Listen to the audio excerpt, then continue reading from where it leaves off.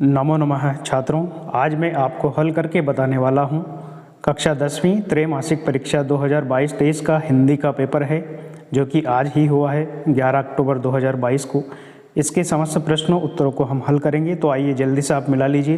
प्रश्न नंबर 1, सही विकल्प चुन करके लिखिए। इसमें देखिए, हिंदी के पद्य साहित्य का दूसरा काल है। हिंदी के पद्य साहित्य का जो दूसरा काल है उसको हम कहते हैं भक्तिकाल। तो ये वाला ऑप्शन हम राइट कर देंगे, ब वाला भक्तिकाल। दूसरा प्रश्न है, आलंबन और उद्दीपन का संबंध है। तो आलंबन और उद्दीपन का संबंध होता है विभाव से। तो यहाँ पर हम से वाला ऑप्शन राइट कर देंगे, विभाव। फिर अगला प्रश्न है, नेताजी का चश्मा पाठ की विधा है। नेताजी का चश्मा जो पाठ है कौन सी विधा में लिखा गया है। तो यहाँ पर हम राइट कर देंगे द वाला ऑप्शन, कहानी, यानी कि कहानी विधा है। चौथा, सूरदास के गुरु थे, यानी कि सूरदास जी के गुरु का नाम क्या था, नरहरिदास, विट्ठलनाथ हरिदास, वल्लभाचार्य। तो हम राइट करेंगे वल्लभाचार्य, क्योंकि इनके गुरु का नाम था वल्लभाचार्य। दो शब्दों का अपने विभक्ति चिन्हों को छोड़कर आपस में मिलाना कहलाता है। यानी कि जब हम दो शब्दों की विभक्ति हटाकर उनको जोड़ देते हैं तो वो कहलाता है समास। तो हम ब वाला ऑप्शन राइट कर देंगे, समास। छठा है, माँ ने भोलानाथ के घाव पर लगाया। माँ ने भोलानाथ के घाव पर क्या लगाया था, मरहम, दवाई, पीसी हुई हल्दी या तुलसी का रस। तो यहाँ पर हम राइट करेंगे पीसी हुई हल्दी, से वाला ऑप्शन। अगला प्रश्न है, प्रश्न नंबर 2, रिक्त स्थान में सही विकल्प चुन करके लिखिए। तो यहाँ पर हमें सही विकल्प चुन करके लिखना है। देखिए, रघुकुल में देवता, ब्राह्मण, ईश्वर, भक्त और का वध नहीं किया जाता था।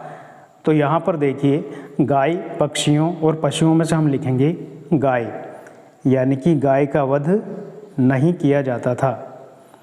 अभिनय तत्व की प्रधानता काव्य में होती है, दृश्य काव्य में, श्रव्य में या चंपू में। तो यहाँ पर हम राइट कर देंगे दृश्य काव्य। दृश्य काव्य में ही अभिनय की प्रधानता होती है। अगला प्रश्न है, प्रेमचंद हैं। प्रेमचंद क्या हैं, कवि हैं, कथाकार हैं या संगीतकार। तो हम लिखेंगे यहाँ पर प्रेमचंद जी थे कथाकार। कथाकार यहाँ पर हम लिख देंगे। बाल गोविंद की मौत उन्हीं के हुई, उन्हीं के अनुरूप हुई या विपरीत हुई। तो यहाँ पर हम राइट कर देंगे अनुरूप, क्योंकि उनकी जो मौत हुई थी उन्हीं की इच्छा अनुसार, उन्हीं के अनुरूप हुई थी। पांचवा है, चौराहा में समास है। चौराहा जो शब्द है इसमें कौन सा समास है। चौराहा में राह के पहले 4 जो संख्यावाचक पद लगा है, इसलिए यहाँ पर हो जाएगा द्विगु समास। तो यहाँ पर चौराहा में समास हो जाएगा द्विगु समास। संख्यावाचक समास द्विगु समास कहलाता है। अगला प्रश्न है, गंगटोक से किलोमीटर की दूरी पर युमथांग था। कितने किलोमीटर की दूरी पर था, 139, 149, 159। तो यहाँ पर हम राइट करेंगे 149, यानी कि गंगटोक से युमथांग की दूरी है 149। देखिए, प्रश्न नंबर 3, सही जोड़ियाँ बनाकर लिखिए। सही जोड़ी बना करके हमें लिखना है। तो यहाँ पर देखिए, ए को हम वैसे मिलाएंगे। सबसे पहले देखिए, यहाँ पर लिखा हुआ है आत्मकथ, इसको हम मिला देंगे जयशंकर प्रसाद से। तो इसको हम मिला देंगे जयशंकर प्रसाद से। 3 वर्णों का मेल, 3 वर्णों से मिलकर के क्या बनता है, तो 3 वर्णों से मिलकर के बनता है गण। तो इसको हम गण से यहाँ पर मिला देंगे। एकमात्र सहारा के लिए मुहावरा है। तो इसको हम मिला देंगे अंधे की लाठी। अंधे की लाठी एकमात्र सहारा, इससे हम मिला देंगे। अलंकार का मतलब होता है आभूषण, आभूषण से हम इसको मिला देंगे। कैप्टन चश्मे वाला, कैप्टन चश्मे वाला, इसको हम मिलाएंगे प्रतिमा पर चश्मा। क वाले ऑप्शन से इसको मिला देंगे, के वाले ऑप्शन से हम इसको मिला देंगे, कैप्टन चश्मे वाला को प्रतिमा पर चश्मा। साना साना हाथ जोड़ी, ये है एक यात्रा वृतांत। तो इसको हम गे के साथ मिला देंगे, यात्रा वृतांत के साथ। अब देखिए, प्रश्न नंबर 4, एक वाक्य में उत्तर लिखिए। एक वाक्य में हमें उत्तर लिखना है, भोलानाथ अपने पिताजी को क्या कहकर बुलाते थे। तो यहाँ पर हम लिखेंगे भोलानाथ अपने पिताजी को बाबूजी कह करके बुलाते थे। अब यहाँ पर देखिए बरखा के बंद होते ही बाग में क्या क्या नज़र आए। तो यहाँ पर हम लिखेंगे इसका उत्तर बिच्छू नज़र आए। बरखा के बंद होते ही बाग में बिच्छू नज़र आए। शब्द की प्रथम शक्ति को क्या कहा जाता है? शब्द की जो प्रथम शक्ति होती है उसको क्या कहा जाता है? तो यहाँ पर हम लिख देंगे अभिधा। शब्द की प्रथम शक्ति होती है अभिधा। दिल्ली चलो का नारा किसने दिया?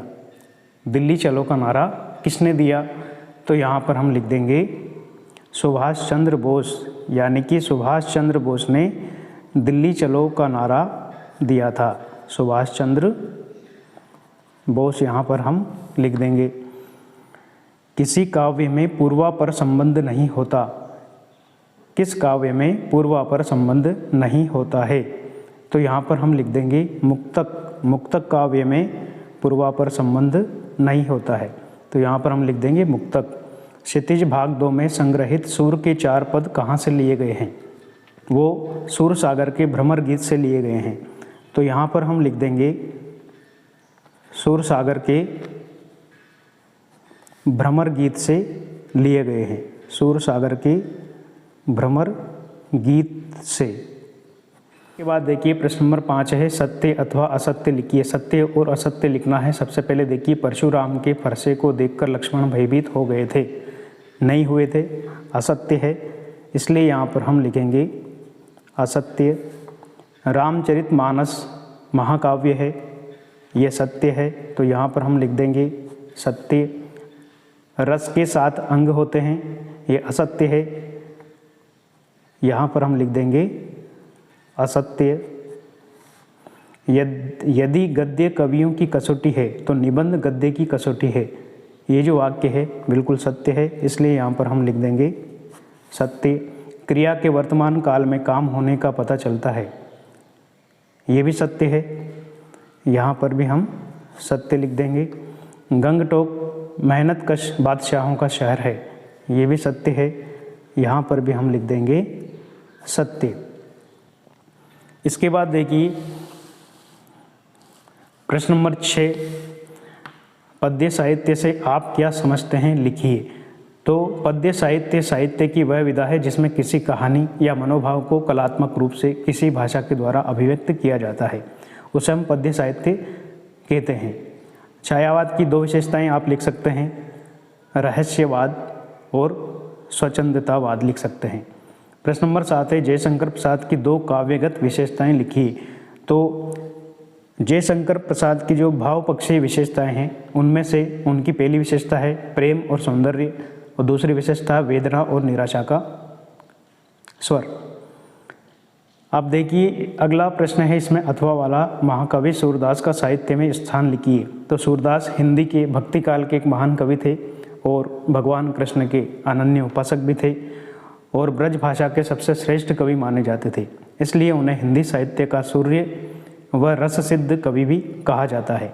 इस प्रकार से हम लिख देंगे। ये प्रश्न नंबर 8 गोपियों के अनुसार राजा का धर्म क्या होना चाहिए। तो गोपियों के अनुसार राजा का धर्म यह होना चाहिए कि वह प्रजा